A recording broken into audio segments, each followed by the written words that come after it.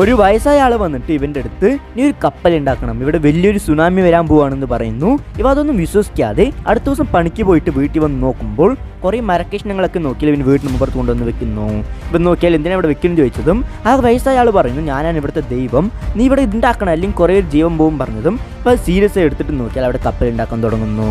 അവൻ്റെ family ഇവനിക്ക് help ചെയ്തിട്ട് ഇവൻ നോക്കിയാൽ ഒരു കപ്പൽ ഉണ്ടാക്കാൻ തുടങ്ങുകയാണ്. അപ്പോഴേക്കും ഇവൻ്റെ കാര്യം ന്യൂസിലും വരാൻ തുടങ്ങി. കുറേ റിപ്പോർട്ടേഴ്സ് ഒക്കെ നോക്കിയാൽ ഇവൻ്റെ അടുത്ത് പോയി ഇൻ്റർവ്യൂ എടുക്കുമ്പോൾ ഇവൻ പറയുന്നത് ആരും വിശ്വസിക്കുന്നില്ല.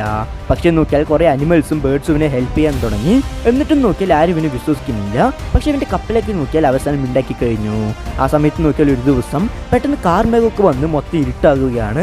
ആ സമയത്ത് ഇവിടെ എല്ലാവരും പേടിച്ചു നിന്നു. ഇവിടെ മഴ പെയ്യാൻ തുടങ്ങി. പക്ഷെ അടുത്ത ദിവസം മഴ നിന്നിട്ടും ഇവിടെ ഒന്നും ആയില്ല. അപ്പം എല്ലാവരും നോക്കിയാൽ ഇവൻ നോക്കി ചിരിച്ചു. ആ സമയത്ത് നോക്കിയാൽ അവിടെ ഉണ്ടായിരുന്ന ഡാം പൊട്ടി. എല്ലാവരും നോക്കിയാൽ ഇവൻ്റെ കപ്പലിനുള്ളിൽ കയറാൻ വന്നു. 5K ലൈക്കായാൽ ഫുൾ വീഡിയോ ഇടും.